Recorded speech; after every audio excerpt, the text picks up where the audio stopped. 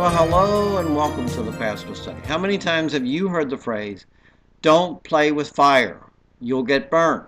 Well, Solomon doesn't tell us not to play with fire, but he does tell us here in these verses, beginning with verse 24, he says, don't associate with a man given to anger.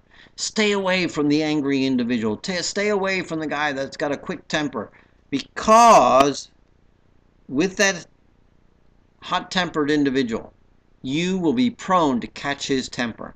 You will be prone to catch up in what he does. Think about it. Think about how you go through life. Who do you associate with?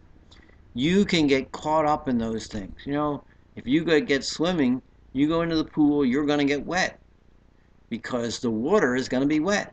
Well, the same thing is here. You go hanging out with fiery, angry individuals, you're going to get caught up with their anger as well. You'll pick it up. Sometimes you work around people that have a temper or have a foul mouth. It's very difficult not to pick that up, to stay pure in that area. Sometimes we don't get that choice, but here is Solomon's really talking about who do you make as your friends? Who do you hang out with in your free time? Those are the individuals that you should steer clear of, because you can get caught up in their same scenario. He says, those things that snare them can eventually come along and snare you.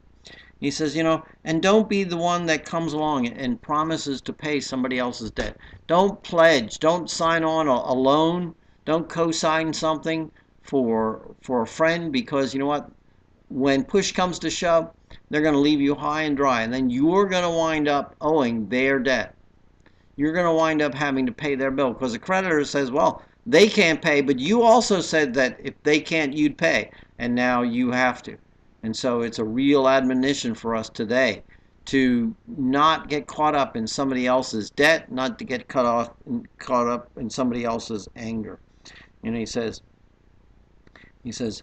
you could lose everything. You could lose the place that you live. You could lose your bed, Solomon says, really, because you were willing to sign on with somebody else. So think about it. Who are your friends? What do you commit to? Don't be a friend of an angry man, and don't commit to their debts. Let each one stand on their own. Think about that. And steer clear of that angry individual. Till next time in the Pastor Study, goodbye, and may God bless.